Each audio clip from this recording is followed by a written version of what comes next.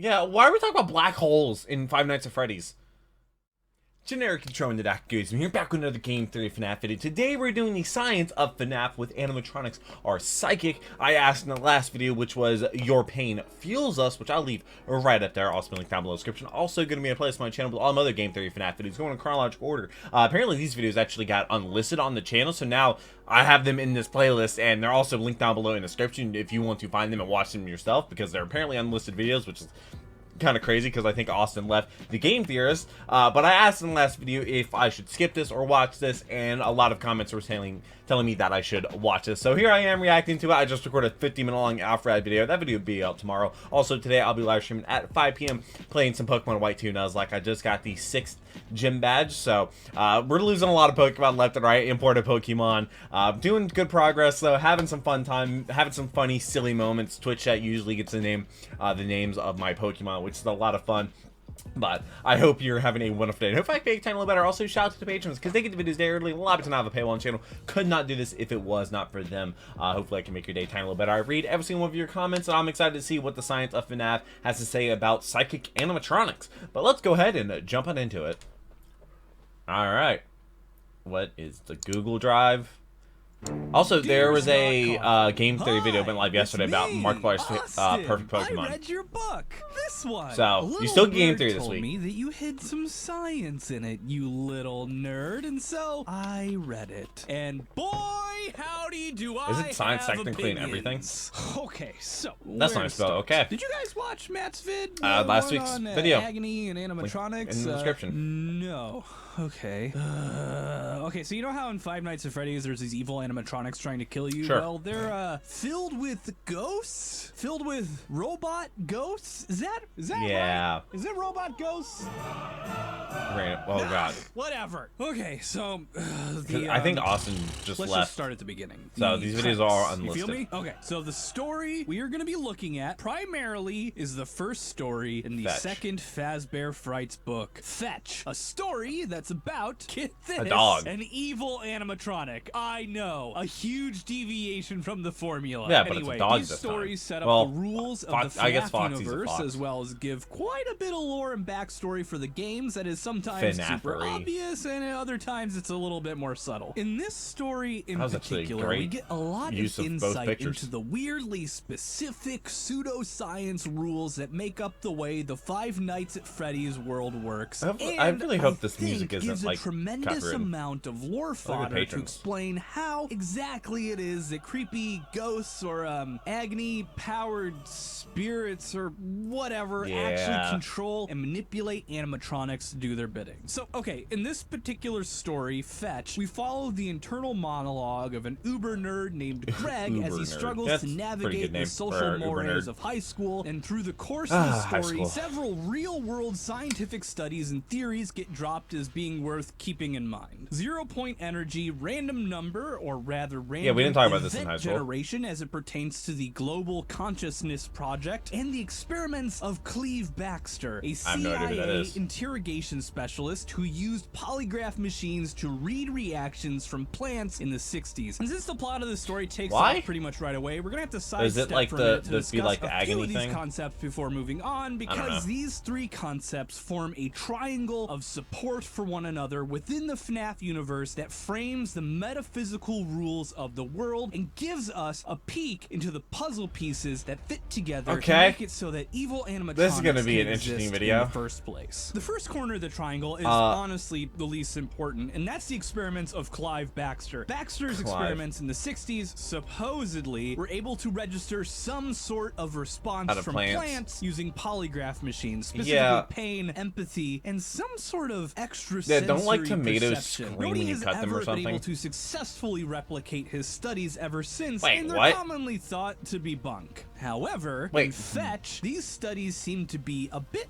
more legitimate. Wait, The fact nobody's that been plants able are to do pick it? up on extrasensory Besides him? information is Why? less important than the fact that extrasensory perception is a real, measurable thing in the I don't know if that FNAF makes him a good universe, scientist even or a bad though it isn't scientist, in if our it can't be universe, which duplicated. brings us to the second point in the triangle: 0-point fields. 0-point fields sound very no idea what that complicated, is. but Yeah, they're it actually is. really simple-ish. Really? In quantum Simple-ish? mechanics, there's something known as a quantum vacuum state, which is the lowest possible energy a space can exist in. Imagine a box that is a perfect vacuum. It has literally, quite literally, Nothing in it. no particles, no photons, no electrons, no nothing. This is a quantum vacuum state. There's no heat, how do you know how you because heat get to is that? energy stored in particles, and Yeah. since there's no particles, this space is effectively entirely devoid of energy in every conceivable way, hence 0-point field. I guess It's you the would have to point at which there create is one, zero energy maybe? in the field in this case being the space itself. But what if I told you That's a that straight this up wasn't vacuum. the whole story? That in these fields where there is absolutely nothing, something can be created. These somethings are called virtual. These somethings are these somethings are called why is this hard to say? These somethings Why is it hard are to called say? these somethings are called virtual particles.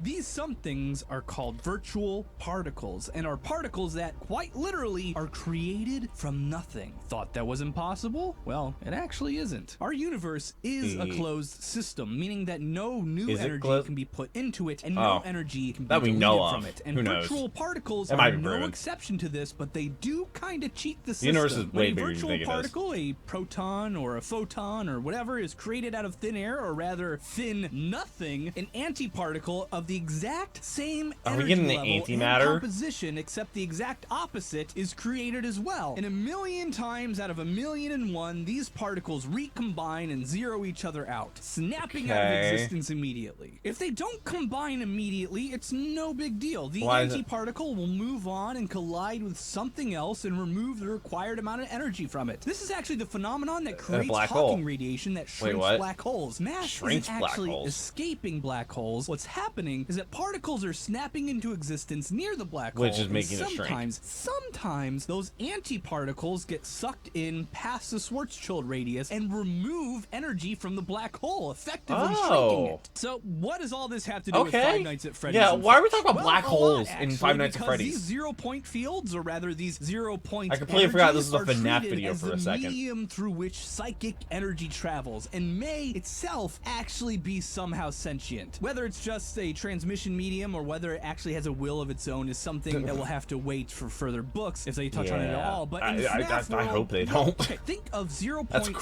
crazy. as a Newton's cradle, where a thought or an intention goes in one end, smacks into the field, travels, and shoots And out the yeah. other end, which in turn lifts up before falling down, hitting the field, and sending something back. Okay. Except this Simple stuff. transmission is three-dimensional, not just one-dimensional like the cradle, and it is infinitely more complicated and beyond our understanding. And trying to figure out the best way to make the cradle do what you want is, I don't know, like a monkey trying to figure out how to fly an airplane. You're probably going to end up hurting yourself before you figure it out. I feel like a monkey could. I feel like it'd be easier for a monkey to fly a plane for than now, that. we know all we need to know in order to continue building our premise. Okay. So Greg, our protagonist, is an uber nerd who knows all about this stuff. In and high his school? experiments with trying to read instructions. I didn't learn from what the an 0-point adjective field, was and until these junior lead him year. and his pals to check out. Hey, wouldn't you have guessed it? A derelict children's pizzeria. This is where the story actually starts in the book. Greg is already in an abandoned Freddy Fazbear's Pizzeria franchise, looking around for stuff. And Why? stuff they find This because is not these normal books aren't a teenager joyful activities. slice of life anime about making soup or whatever. And what they find is Fetch, an animatronic, but not quite like the ones we're used to seeing in the franchise up until now. It's For a good one, boy? he's smaller, a lot smaller. He's a prize, actually, one of the super awesome prizes you get for spending $1 million in the store. Basically, Fetch Those is a things cost like Furby, nothing. but FNAF branded, aka barely more terrifying than an actual Furby. This Barely. Has sharp supposedly teeth. is what was drawing Greg to drag his friends into this pizzeria. A dog. As stated in the book itself. it's a prize. Greg turned his attention to Fetch. He wanted to see if he could get the dog thing to do whatever it was supposed to do. He had a hunch this might be what he'd felt in the field, what had called him here. Fetch's documentation, in spite of being super old, states that he was supposedly built with the capability to sync with your phone and retrieve information and things for you, like a creepy real-world version of Siri. You love to see He just said that out loud. Also, was that that was like the thing from the epic rap battle, Steve Jobs versus texting Greg, retrieving things for him, saying creepy stuff, and over time getting things for Greg without Greg actually directly asking, taking his request too literally, leaving severed fingers on his doorstep, and killing his girlfriends. You know, all the stuff Alexa secretly wants to do for you, but can't because she doesn't have legs or creepy, spiky teeth. Which brings us at last to the final corner of the triangle of FNAF metaphysics: random event generators and the global consciousness project. I don't know what because this is the key that holds everything together. How is Fetch able to sync Why are there up 5 with in the a United phone States and like 4 in the rest of the world? Over half a decade more modern than when he was created? It's this triangle, this trifecta of ingredients of science, numbers, and pseudoscience that all mix together into a soup of weirdness and terror, culminating in one simple, horrific ability: the ability to manipulate not just computer code, but the very world around you, just with the power of your mind. Oh, cool! So we can read your thoughts and go fetch for you. RNGs are a big subject in Fetch and come up again and again and again and again, and they're a key tool in the study of global consciousness, a field of parapsychology. Western University. It's not real. Sorry, it's not. There's no support for any of these fields at all, and all supposedly interesting findings have all failed to be replicated by independent review. It's very, very important to me that you understand going forward that this, out of everything I've said today, probably is the most not real thing in the books, in spite of having a real history. And every study I read on them gave me an ulcer, and some of them even had typos in them. But the general principle is this: under this field of study, the existence of some sort of extrasensory networked human consciousness is taken as a given, and they attempt to measure it, you know, like good scientists. The method they use is random number generators, machines that are designed to output, you know, what it says on the tin: random numbers. In this case, they output ones and zeros specifically. The people who study this field then try to find anomalies in the number generation, something that's outside the norm, an above average number of zeros or ones in a specific area, and then find a correlation within the real world. Is it hurting your brain yet? Yeah, that makes sense. Too.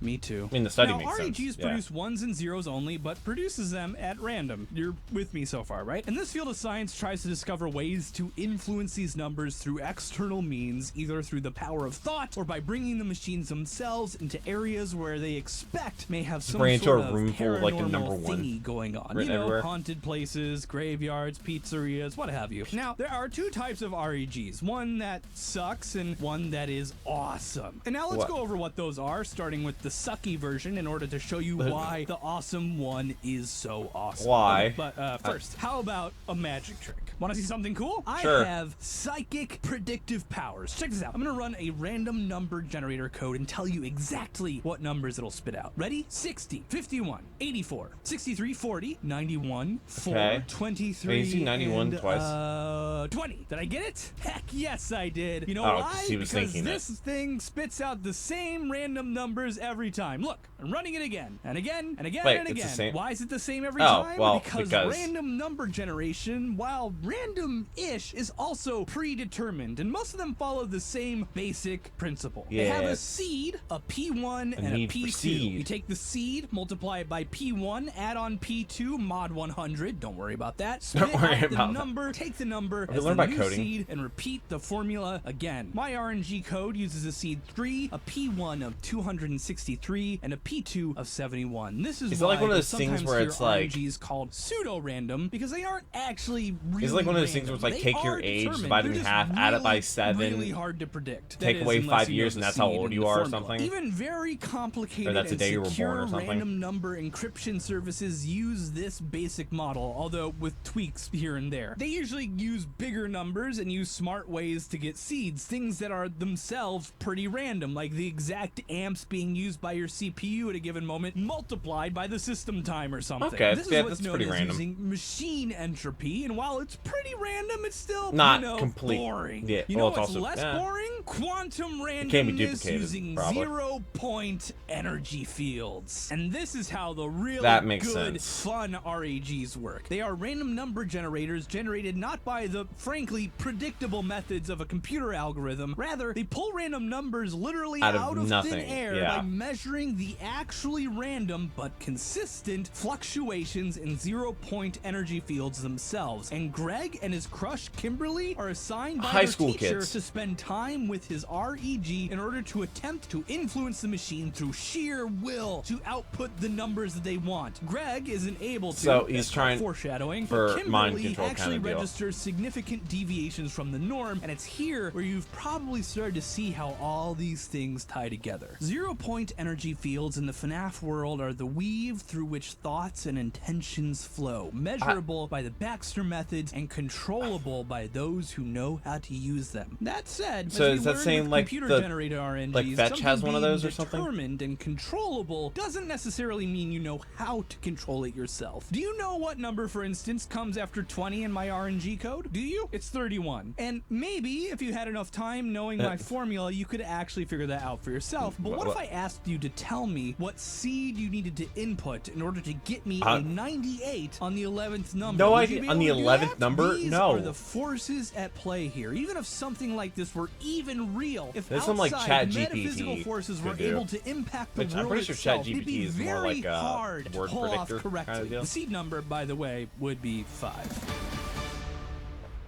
The more in you the know. FNAF world, this is shown to be possible. The ability to manipulate this field and pull information from it is real because Kimberly can do it. But we Monica. also know that Greg Just sucks at Monica. it. But you know who I don't think sucks at it? Fetch. I think Fetch is an absolute master at event manipulation. Knows just what energy to put into the quantum vacuum to send just the ripples he needs through the Newton's cradle right into his perfect subject, Greg. He gets Greg Mind to control. come to the pizzeria, he gets Greg to activate him and free him. And once he's free, how is he able to tap into Greg's phone and hear all of his conversations and maybe even read his thoughts? It's definitely not Bluetooth. It's not 5G. Fetch is able to send ripples through the very nothingness surrounding all of us and influence technology on a fundamental level, beyond machine code, down to the binary. Stuff like that could be possible. We just don't know it. I mean, ones and zeros. So someone capable of manipulating that sort of thing, the sorts of things that there's a lot of phones stuff run we on, don't someone understand. who is themselves a machine would be more than capable of spoofing a number and I often think about overriding that. systems almost entirely Like 100 years What's ago, more is things while I'm not seem obvious 100% now, certain, we had I'm pretty they sure had no idea somehow existed. other creatures in the FNAF universe are going to be capable or are already capable of using these sorts of powers themselves. Even if mostly nobody does, I guarantee you that the Stitch Wraith, at the very least, is going to find some way to use these powers. Probably. Thankfully, this sort of thing isn't real. You can't manipulate quantum fields through the power of your thoughts alone. And you know how I know that? Well, aside from reading up on it, I built one myself. How? No, really, I did. Through the power of the quantum random module in Python, it was actually really easy. Quantum random connects to the ANU quantum random numbers server in Australia. A server that measures actual fluctuations in 0-point fields for realsies and gives them to the public for free in real time. It's pretty freaking cool. Since it was so easy, it took me literally only 10 minutes and 16 lines of code to make a random event generator that would spit out only a 1 or a 0 randomly based on the quantum fluctuations he actually did the of science. the universe itself. My very own quantum-powered coin flipper. And for my baseline test, after 1,000 flips, it did pretty good. Access 499 ones and 501 zeros, a totally normal split for 1,000 iterations. And then, hell, just for funsies, I ran the exact same experiment that Greg and Kimberly did in the book. I will disprove this global consciousness theory once and for all. I decided to make my machine using only the powers of my mind spit out more ones than zeros, and for 15 minutes I sat there as it pinged a server on the other side of the world telling it 1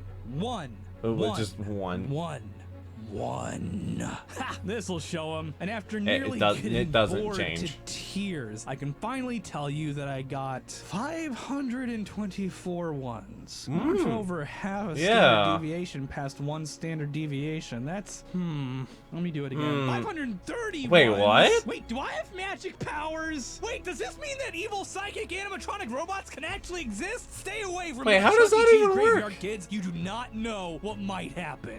Sincerely, Austin. P.S. Those numbers, while true, aren't statistically significant. Calm down. Magic isn't real. I just thought it was pretty funny. Want to give a huge shout out to my high-level when you patrons, saw that there was Jared one that Beecher, was just Draven Stanley, one, Emma Sims, and Francis it was like Gagnon, 501 Royal versus Gaming 499, 16, the other ones had TP, Dan 30. Robb, Nicholas Spillinger, Marissa A little bit Resnick, interesting. Siggy, and Mazurf. I don't think it's necessarily enough to know for sure, but that was a very neat video, and this is an unlisted video. The original video is going to be linked down below in the description. You can check that out because they unlisted all these videos when Austin left the Game Theorist. Somebody talked about skipping the next video, which is FNAF Another Mystery Solved. Somebody said that in the comment section of last week's video.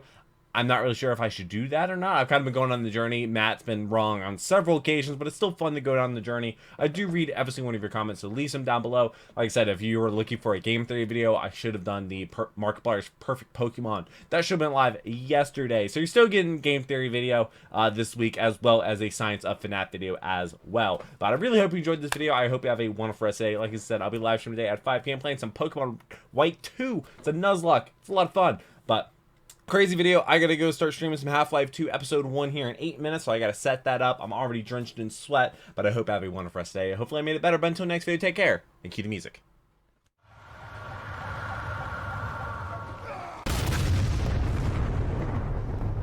We were playing an asshole.